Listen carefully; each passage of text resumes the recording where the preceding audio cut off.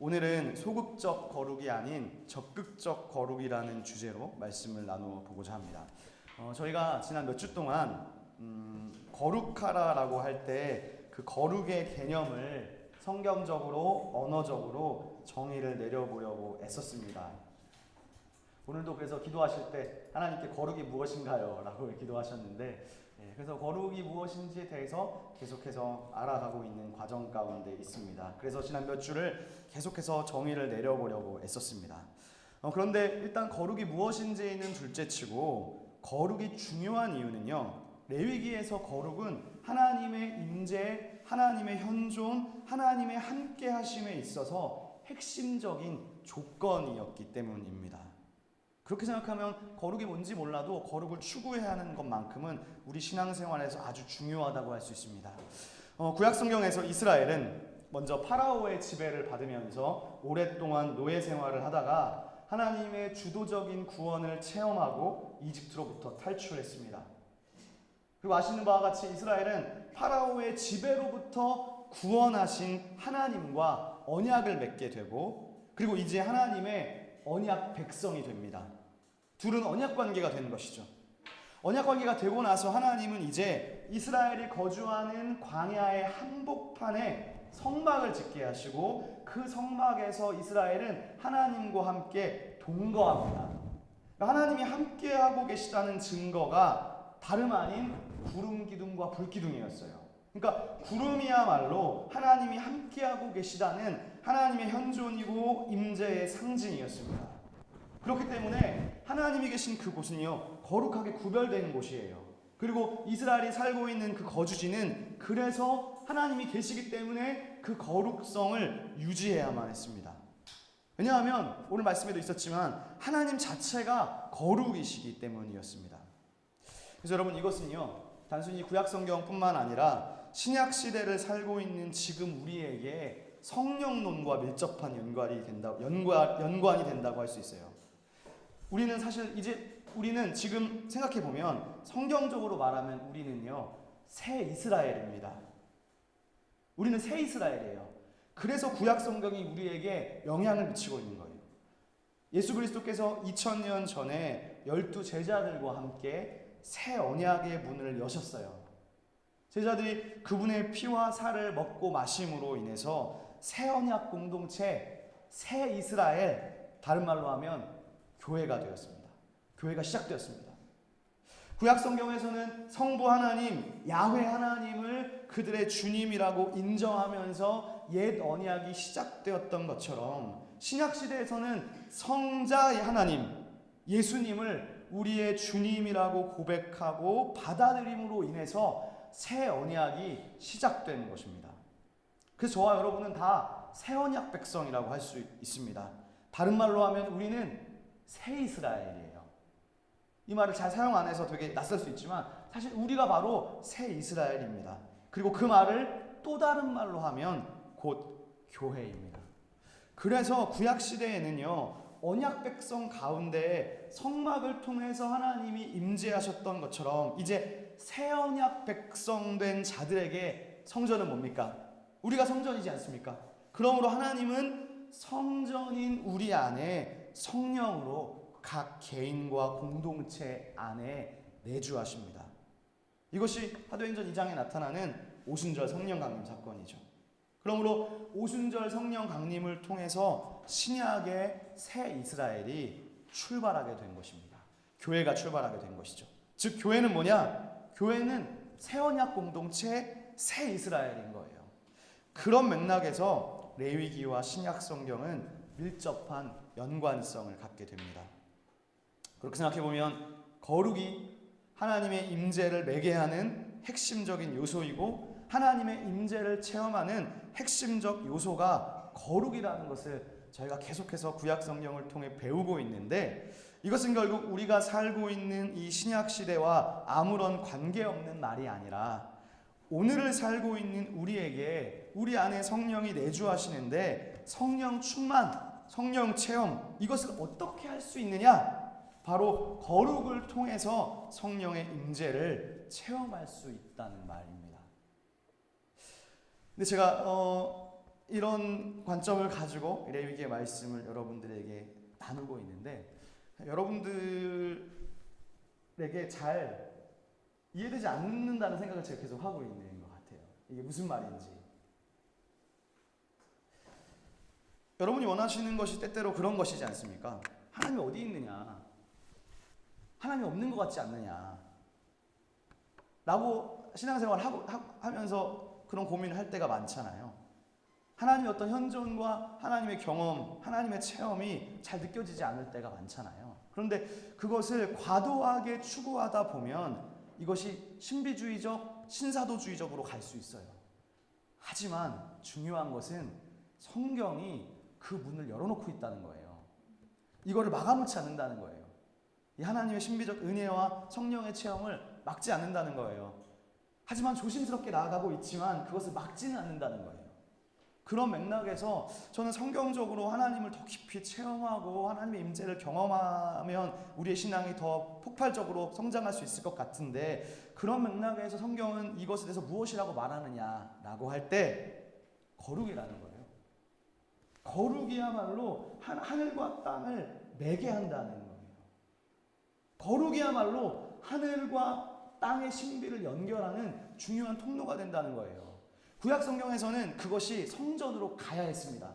성전이라는 장소로 가야 했어요. 하나님 거기에 계시니까. 하지만 신약으로 넘어와서 이 시대 가운데 하나님은 보편적으로 내재하시는데 우리가 성전인데, 그러면 우리가 거룩을 추구하고 우리가 정결해질 때 하나님이 우리 안에 더 충만하게 거하실 수 있다는 거예요. 그런데 우리는 지금까지 거룩을 추구하면서 살 생각을 별로 하지가 않았어요. 기도도 잘 하셨지만 정말 그냥 다른 종교와 마찬가지로 그냥 나의 잘됨과 그저 내 앞에 있는 닥쳐있는 문제, 그때만 하나님과 연결되는 것이죠. 정말 하나님이 말씀하시는 거룩을 우리가 추구하며 살고자 하는 것이 별로 없다는 것입니다. 우리뿐만 아니고 이 땅의 많은 교회가 거룩에 관심 갖고 추구하기보다는 그저 그냥 내가 그냥 지금까지도 그냥 나의 문제라는 거예요. 나의 문제 안에 갇혀서 하나님을 온전히 바라보지 못한다는 것이죠. 하나님의 거룩에 전염되기보다는 하나님의 거룩은 그저 그냥 그대로 두고 나는 내 살 길을 살면서 그냥 주일에 한 번 와서 잠깐 접속되었다가 가는 신앙이었다는 거예요. 그런데 레위기를 보니까 레위기가 여전히 우리 안에 성경으로 들어와 있다는 것은 이 제사제도가 없어졌으니까 지금은 이 형식이라는 것이 없어졌으니까 이게 나한테 무슨 의미인가라고 할 수 있겠지만 그렇지 않다는 것이죠. 그것이 아니라 이미 그 거룩을 우리에게 여전히 요구하고 계시다는 사실이에요. 그러므로 거룩이야말로 하나님을 체험하는 가장 중요한 요소라고 할 수 있습니다. 그리고 그것을 강조하는 것이 레위기라는 것이죠. 그런데 오늘 본문 말씀에서 19장 2절에서 거룩에 대해서 하나님은 이렇게 말씀하세요. 내가 거룩하니 너희도 거룩해야 된다. 즉 거룩의 근원은 하나님이라는 거예요. 하나님 자체가 거룩이라는 거예요. 그렇다면 거룩해진다는 것이 어떤 것일까? 거룩해진다는 것은 하나님이 거룩이시니까 저는 거룩해진다는 것은 결국 거룩의 근원이신 하나님을 닮는 것, 그게 거룩한 삶이라고 할 수 있을 것 같아요. 즉 거룩은 하나님 닮아가기입니다. 하나님이 거룩이시라는 점은 우리가 하나님께 속하기 위해서, 하나님을 닮기 위해서 우리 자신을 세상과 구별하고 분리하는 것입니다. 그런 의미에서 거룩, 카도시라는 말은 분리, 구별이라는 말로 연결할 수 있는 것이죠. 그러나 이제 오해하시면 안 되는 것이 분리, 구별이라는 게요, 속세를 떠나라는 말은 아니에요.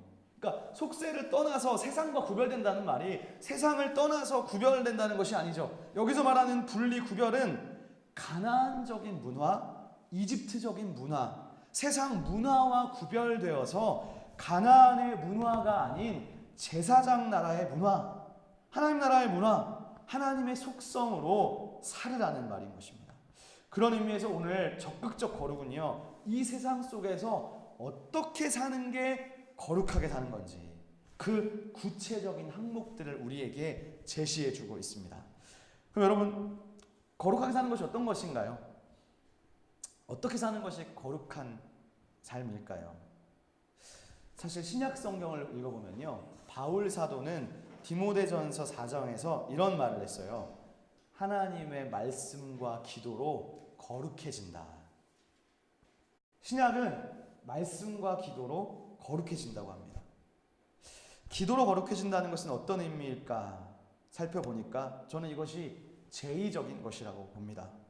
예배, 제사적인 측면이죠. 우리가 예배 안에서 기도하니까요. 하나님과의 만남, 제사, 예배를 통해서 거룩해집니다. 말씀으로 거룩해진다는 것은 무슨 의미일까? 생각해보니 신약 성경에서 하나님의 말씀이라고 말할 때에는 뭔가 신비한 음성과 하나님의 어떤 물리적인 음성을 듣는다는 이야기가 아니죠. 신약 성경에서 말씀이라는 말은 구약을 가리키는 말이에요. 구약 성경, 구약의 말씀을 통해서 거룩해진다는 의미죠. 그것을 좁혀 나가다 보면 결국 구약은 무엇이냐? 토라인 거예요. 율법인 거예요. 모세오경, 물론 구약 성경 전체로 볼 수 있지만 압축해 보면 그것은 결국 레위기라고 볼 수 있는 것이죠. 자, 그렇다면 이제 다 같이 레위기 19장 2절과 3절을 여러분들께서 한번 소리 내셔서 한 번 더 2, 3절을 읽어 주시겠습니다. 시작.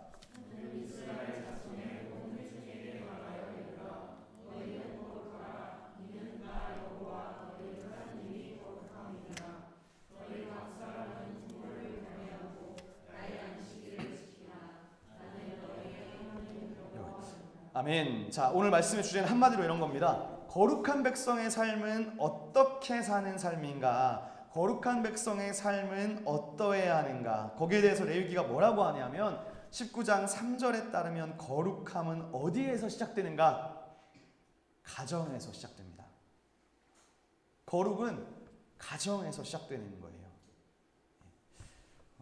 제가 부끄러운 이야기를 하나 하면 제가 결혼한 지 이제 7년 정도가 지났는데 제가 따져보니까 여기 계신 이제 어르신분들에 비하면 정말 얼마 안 됐죠. 그런데 제가 결혼하던 그 당시에 준비하면서 그 전에 깨달았던 것이 있었어요. 그래서 그 말을 항상 기억하고 있었어요. 그래서 그 당시 제가 청첩장을 만들면서 청첩장에 이제 초청 문구를 쓰잖아요. 그때 제가 아내하고 상의해서 청첩장 문구에 이런 말을 넣었던 기억이 나는데 지금 들으면 되게 오글거리는데 이렇게 썼습니다. 결혼의 목적은 거룩입니다. 라고 썼던 기억이 나요. 거룩해지기 위해서 결혼하는 것이죠. 그래서 저는 그 말이 지금도 계속해서 동의가 돼요. 그 말을 청첩장에 썼던 기억이 납니다. 거룩함은 레위기에 따르면 가정에서 시작되는 것입니다.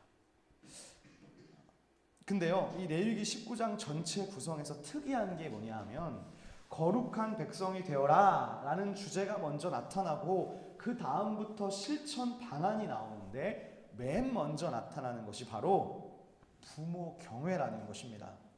다시 말하면 그런 것 같아요. 가장 가까운 부모부터 공경하고 돌보라는 효가 거룩한 백성이 되는 첫걸음임을 레위기는 강조하고 있는 것입니다. 이거를 제가 지금 계속해서 나누고 있는 이 하나님 하늘과 땅을 매개하는 주제로 생각해 보면요, 부모를 경외하는 것이 하나님의 임재의 핵심적 요소라는 거예요. 부모 경외가 거룩으로 가는 첫 번째 길임을 생각할 때 부모 경외야말로 하늘과 땅을 매개하는 중요한 요소인 거예요. 가정에서 부모를 경외하지 못하는데 하나님이 임재하실 수 없다는 말이 되는 것이죠. 근데 여러분, 부모를 경외하란 말은 무엇을 떠오르게 하나요? 이것은요, 10계명을 떠오르게 합니다. 10계명 중에서 5계명을 떠오르게 합니다. 사실요, 레위기 19장은 잘 한번 숨은 그림 찾기 하듯이 찾아보시면요, 10계명이 상당히 많이 들어있어요. 제가 따져보니까 1계명의 서론부터 시작해서 2, 3, 4, 5, 8계명이 들어있어요. 그러니까 레위기 19장은 10계명을 다시 쓴 것인가 하는 생각이 들기도 합니다. 그런데 10계명의 제5계명은 사실 어떤 계명입니까? 부모를 공경하라입니다. 출애굽기에 있는 10계명에 따르면 내 부모를 공경하라고 했습니다. 근데 여러분, 지금 오늘 보신 레위기는 정확하게 뭐라고 표현하고 있죠? 부모를 공경하라가 아니고 내 부모를 경외하라고 합니다. 자녀들은 부모를 모두 경외해야 되는 거예요. 근데 여기서 이 경외라는 말이 야레라고 하는데 성경 전체에서 부모에 대해서 야레하라는 경우는 없어요. 아주 드문 경우예요. 주로 공경하라고 하지, 공경은 이제 카베드라는 말에 피해형이 쓰였는데 공경하라고 하지 경외하라, 야레하라는 경우는 안 나오는 표현이에요. 경외하라는 동사를 사용할 때는 여러분 뭐가 나오겠습니까? 목적으로 뭐가 나올 것 같습니까? 하나님이 나오는 거예요. 대표적인 경우가 잠언이에요. 유명한 구절이죠. 제가 잠언 1장 9절을 보니까 여호와를 경외하는 것이 지혜의 근본이다. 1장 7절에는 지식의 근본이다. 근데 오늘 레위기 19장 속에서 보면 더 뚜렷해지는데, 자, 다 같이 여러분이 가진 성경의 레위기 19장 14절 후반절을 한번 보십시오. 거기에는 내 하나님을 경외하라고 합니다. 32절도 한번 보세요. 32절 끝부분에 보시면 내 하나님을 경외하라, 나는 여호와다. 그러니까 사실 경외하다의 목적어는 여호와로 나와야 정상인데 레위기 19장의 시작에서는 아주 독특하게 경외를 부모에게 돌리고 있다는 점입니다. 여러분, 자녀들은 어렸을 때 부모가 어떤 존재인가요? 자녀에게 있어 부모는 하나님의 위치에 있는 사람이에요. 자녀는, 그 말은요, 자녀는 부모를 통해서 하나님이 어떠한 분이시고 하나님이 무엇을 요구하시는지를 배울 수 있습니다. 그러므로 자녀는 나중에 커서 하나님을 경외할 것처럼 어려서는 부모를 경외해야 된다는 것입니다. 근데 여기서 또 한 가지 특이한 점이 있습니다. 여러분께서 가지신 개역 성경에는 이렇게 되어 있습니다.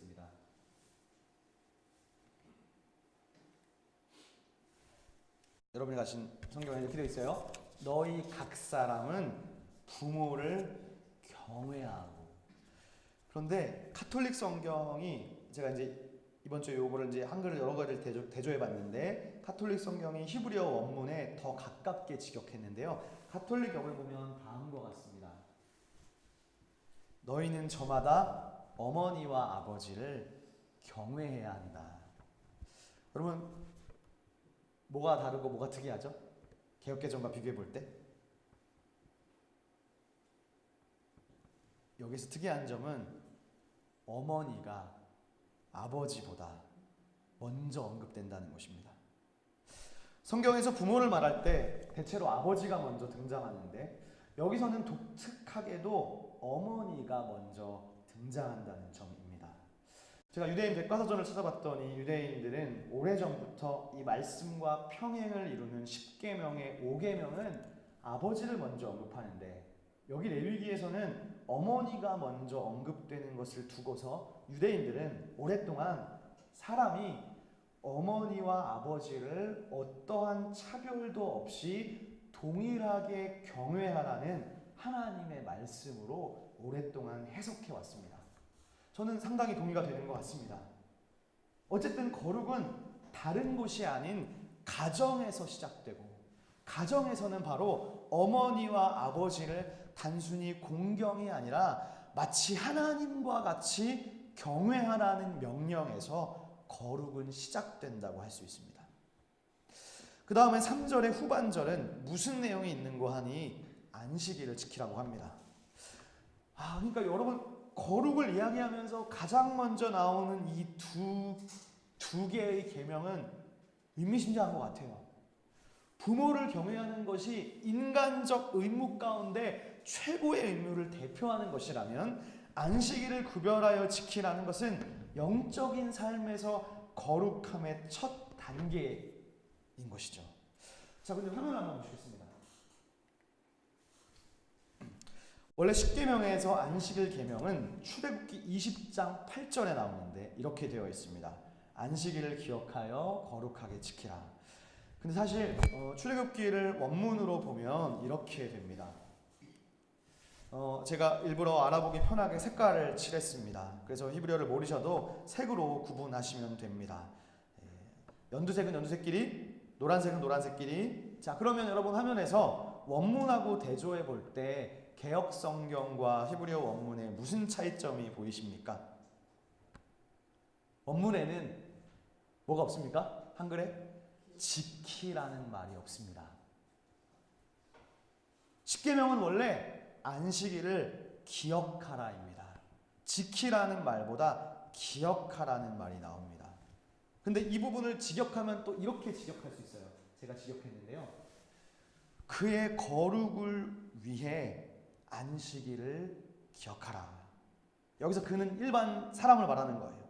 즉 너희가 거룩해지기 위해서 안식일을 기억하라는 거예요.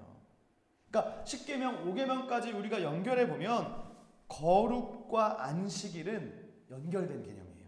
거룩과 안식일을 기억하는 것은 연결되어 있습니다. 그런데 레위기에서는 이것이 어떻게 확장되어 있느냐? 안식일을 기억할 뿐만 아니고 레위기까지 오면 여기서는 안식일을 지키는 거예요.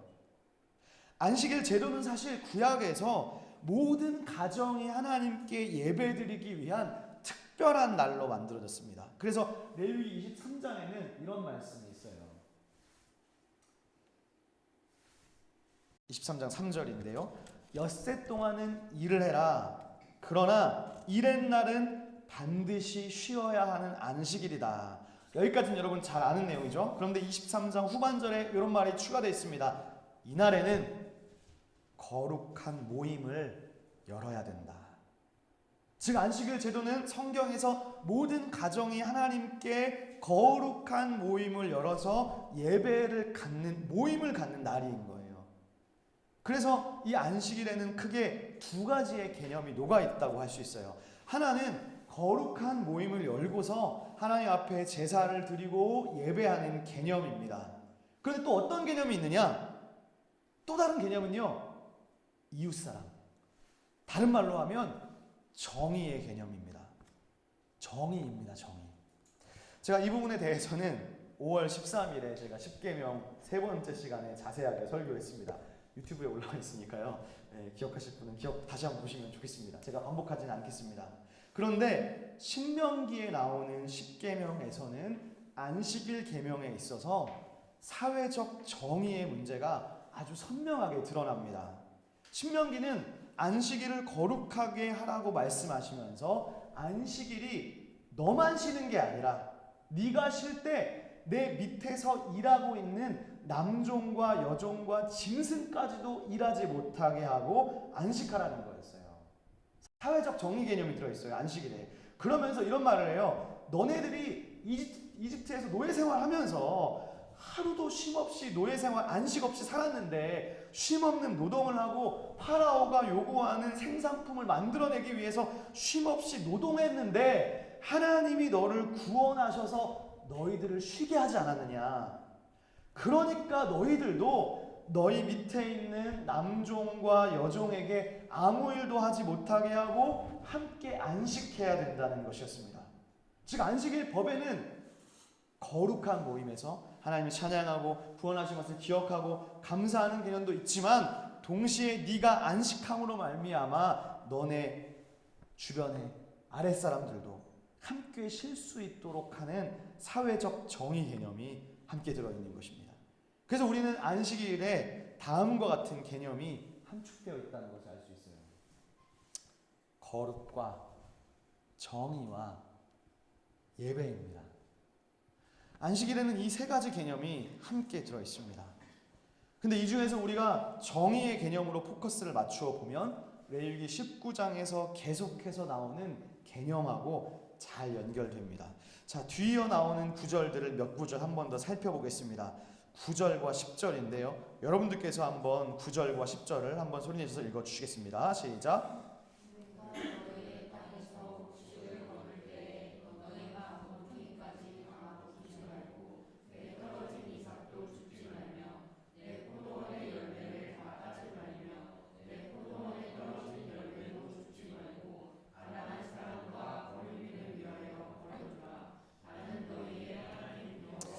자, 13절입니다. 너는 내 이웃을 억압하지 말며 착취하지 말며 품꾼의 삭슬 아침까지 밤새도록 내게 두지 말며. 여기까지 봤을 때 이런 모든 계명들은 무엇을 강조하고 있습니까? 바로 사회적 약자들을 돌보아야 한다는 개념입니다.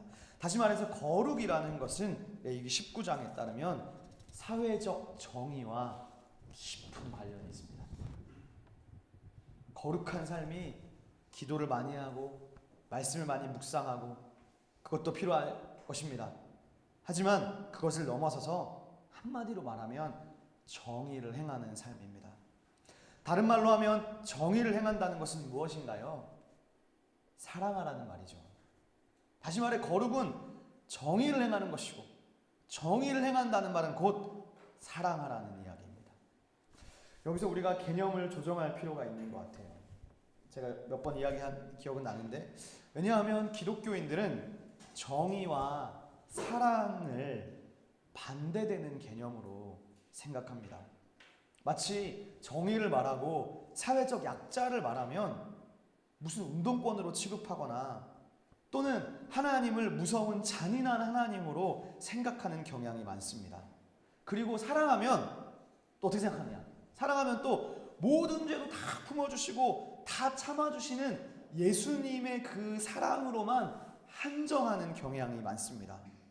그러나 여러분, 정의와 사랑은 절대로 반대되는 개념이 아닙니다. 정의와 사랑은 같은 개념입니다. 적어도요, 성경에서는 같은 개념이에요. 세상은 모르겠지만 성경에서는 같은 개념이에요. 레위기 19장 18절을 보세요. 원수를 갚지 말고 동포를 원망하지 말고 내 이웃 사랑하기를 자신과 같이 사랑하라. 나는 여호와이니라. 자, 여러분 19장을 가만히 생각해 보면 이렇습니다. 먼저 2절에서는요 거룩하라고 했어요. 그죠? 그 다음에는 저희가 읽은 구절들을 보면 정의에 대해서 이야기하고 있어요. 그런데 이것은 특별히 사회적 약자들을 돌보는 것, 이것이 정의예요. 그 다음은 18절인데 이웃을 자기같이 사랑하라는 사랑의 개념으로 확장되고 있어요. 즉 거룩이라는 말은 약자들에 대해서 정의를 행하라는 말로 확장되고 이 말은 곧 이웃사랑으로 귀결됩니다. 근데 제가 여기서 여러분이 지금 이 분위기를 놓치실까봐 제가 이 말을 왜 하는지, 이 설교를 왜 하는지 여러분에게 나누고 싶은데, 이 설교를 왜 하고 있냐면 이것이 있어야 하나님의 현존이 가능하다는 거예요. 이것이야말로 하나님의 임재를 매개하는 요소라는 거예요. 자, 그런데 여러분 여기서 또 한 가지를 생각해 보면 좋을 것 같아요. 여기서 이웃이 누군가요? 우리가 이웃을요 모든 사람을 다 사랑하라는 말로 생각할 수도 있을 거예요. 그 말이 맞습니다. 왜냐하면 원수까지 사랑하라고 했으니까요, 예수님께서는. 그런데 레위기라는 맥락에서 우리가 생각해 보면 이웃이라는 개념이 조금 더 명확해집니다. 레위기 19장 18절이 이웃사랑인데 이 18절에 정확하게 상응하는 구절이 하나 더 나오는데 그것이 바로 33, 34절 말씀입니다. 자, 여러분들께서 이것도 한번 소리내셔서 한번 33, 34절을 읽어주시겠습니다. 시작.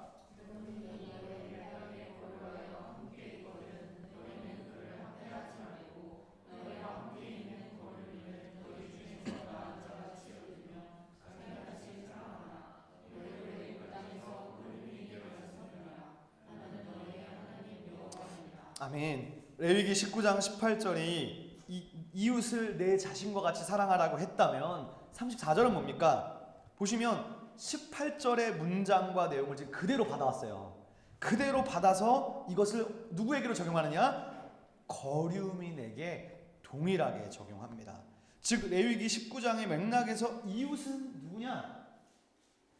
나그네 그리고 거류민입니다. 화면을 보세요. 18절과 34절이 지금 거의 워딩이 비슷하죠. 즉 이웃은 거류민이고 나그네입니다. 그러므로 사랑은 뭐냐? 사랑은 레위기 맥락에서 보면, 19장 맥락에서 보면 단순한 이웃이 아니에요.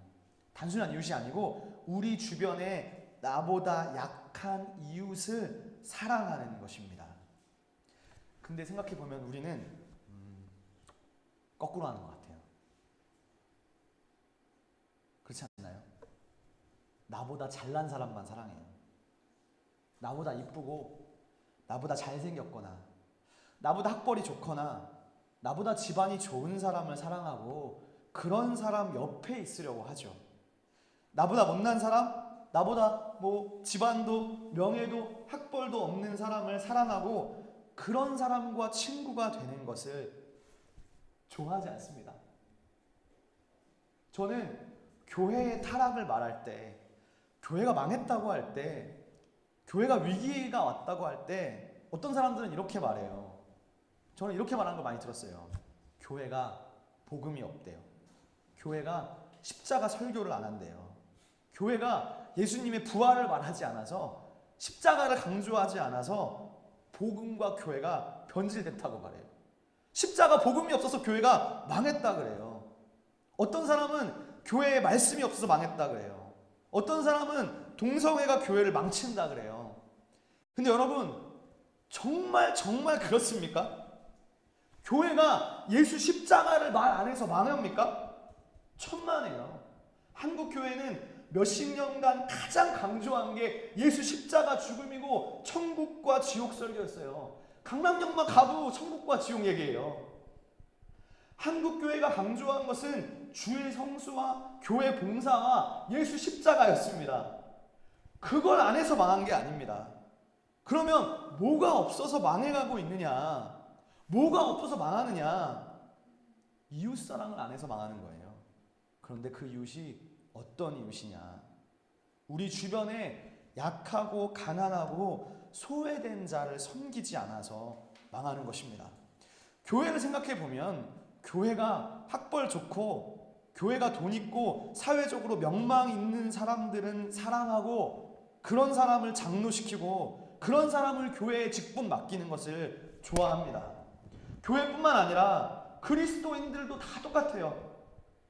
하나님을 믿는다고 하면서 직장에서 세상 속에서 어떻게 살아갑니까? 누구를 이웃으로 두고 누구 옆에 있기를 좋아합니까?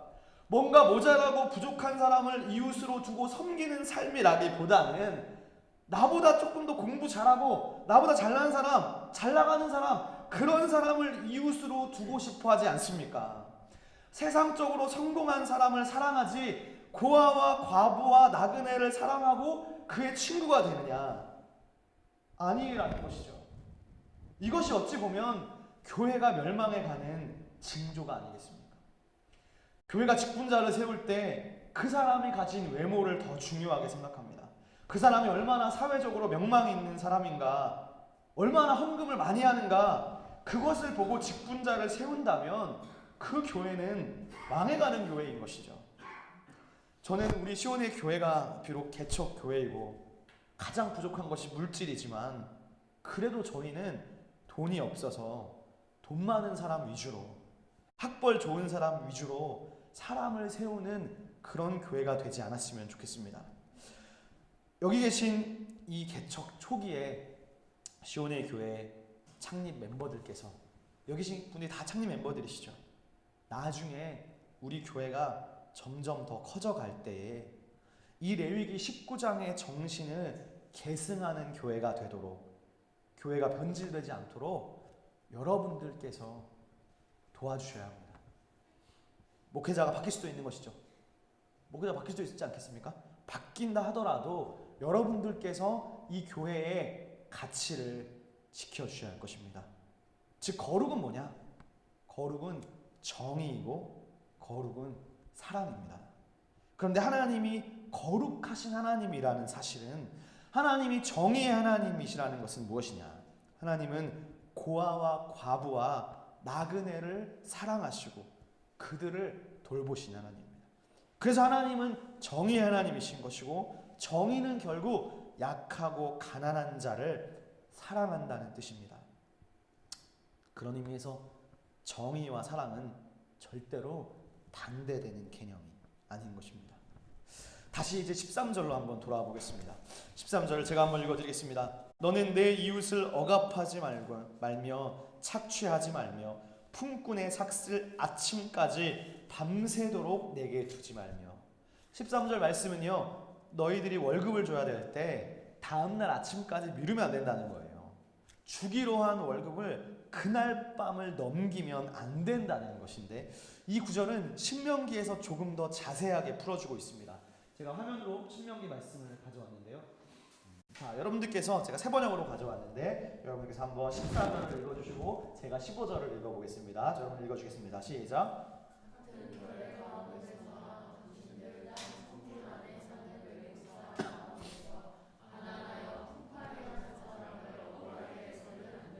그날 품삯은 그날로 주되 해가 지기 전에 주어야 합니다. 그는 가난한 사람이기 때문에 그날 품삯을 그날 받아야 살아갈 수 있습니다. 그가 그날 품삯을 못 받아 당신들을 원망하여 주님께 호소하면 당신들에게 죄가 돌아갈 것입니다.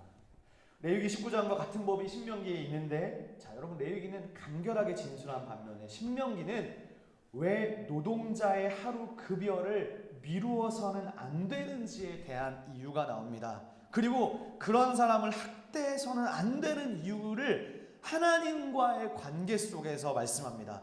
이유가 뭐냐? 15절에 보니까 그가 가난한 사람이기 때문이라는 거예요. 그래서 그날 하루 1급을, 그날 품삯을 그날 받아야 살 수 있는 거예요. 그런데 그 가난한 사람이 그날 급여를 못 받고 만약에 그것 때문에 교회에 왔어요. 교회에 와서 힘들어서 목장 모임에서 월급 못 받았다고 막 얘기했어요. 그리고 그 목장 모임에서 그 사람이 하나님께 호소했다면 그럼 어떻게 되느냐? 그것이 너에게 죄가 된다는 거예요. 이 말은 하나님께서 다른 사람의 기도는 안 들어줘도 가난한 사람의 기도만큼은 확실하게 듣고 내가 기억해 놓겠다는 말씀입니다. 다른 사람의 기도는 안 들어도 약하고 가난한 자의 기도만큼은 확실히 기억했다가 하나님의 때에 반드시 갚아주실 것이라는 말씀입니다. 그리고 레위기는 뭐라고 말을 마무리하느냐? 나는 여호와다. 나는 여호와다. 자기의 이름을 걸고 하나님이 말씀하시는 것입니다. 그럼 여러분, 신명기는요 이런 거예요. 하나님의 백성이 됐고 하나님을 경외하니까 윤리를 지켜야 돼요. 하나님의 백성이니까 거룩하게 살고 사랑해야 돼요. 그러나 레위기의 성결 법전은 우리의 윤리가, 우리의 정의, 사랑이 하나님의 임재를 매개하는 거예요. 한 번 더 말씀드리겠습니다. 신명기는 하나님이 선택받은 백성이니까 윤리를 지켜야 되는 거예요. 하지만 레위기는 달라요. 레위기는 우리의 윤리와 정의야말로 하나님과 나와의 관계를 매개하는 핵심적 요소라는 거예요. 즉 하나님을 경험하기 위해서 윤리의 가능성을 열어놔야 돼요. 하나님을 경험하기 위해서 필요한 것이 윤리예요. 다른 말로 하면 사랑이고 정의인 것입니다. 말씀을 마무리하면서 레위기 19장 32절을 보시겠습니다. 제가 읽어보겠습니다. 너는 샘머리 앞에서 일어서고 노인의 얼굴을 공경하며 내 하나님을 경외하라. 나는 여호와이니라. 마지막 레위기 19장 32절 속에서 우리들은요 인간 관계 속에 거룩이 어떻게 연관되는지를 보여줍니다. 인간관계에서 거룩을 어떻게 하느냐 이거예요.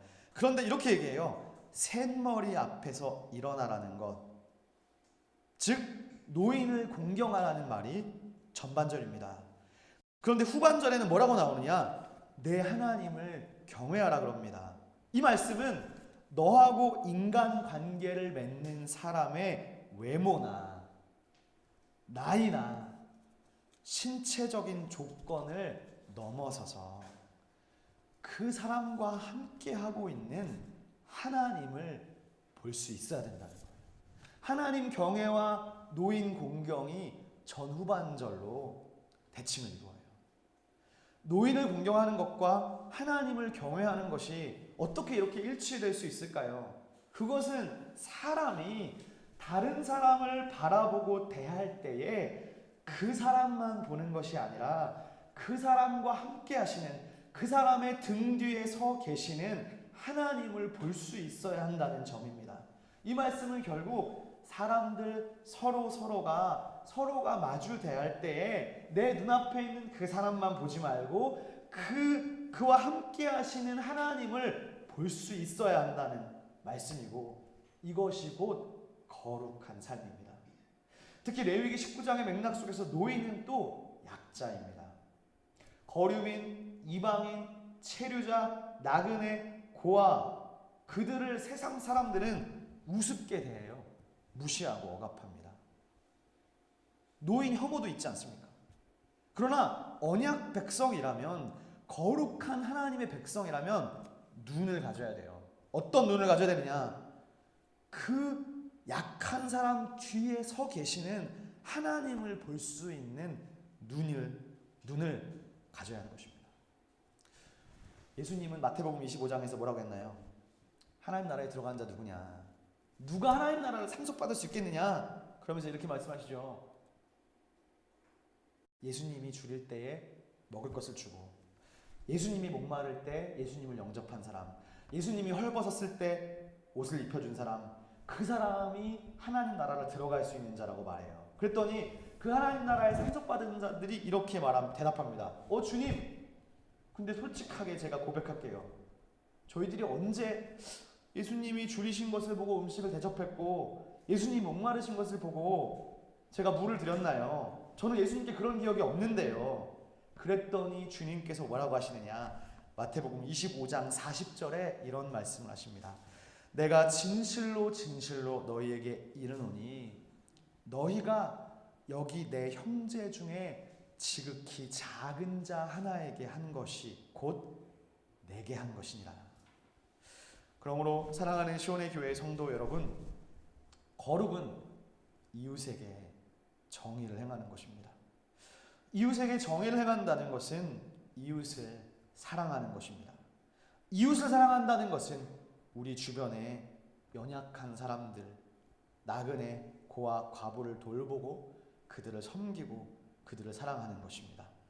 그 사람이 거룩한 사람입니다.